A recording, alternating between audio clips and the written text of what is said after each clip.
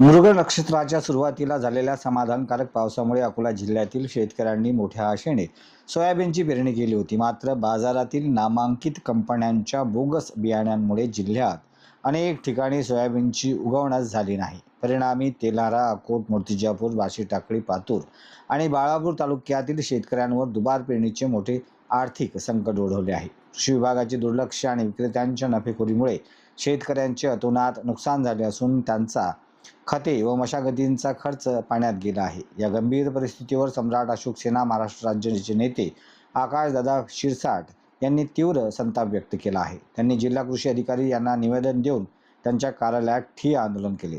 यावेळी त्यांनी तात्काळ पंचनामे करण्याची, दोषी कंपन्यांवर फौजदारी गुन्हे दाखल करण्याची आणि पीडित शेतकऱ्यांना आर्थिक नुकसान भरपाई देण्याची मागणी केली आहे. मागण्या मान्य न झाल्यास जिल्हाभर तीव्र आंदोलन छेडण्याचा इशारा प्रशासनाला देण्यात आला आहे.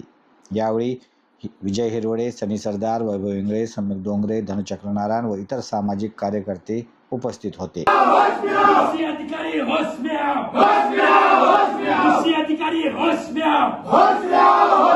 शेतकऱ्याला न्याय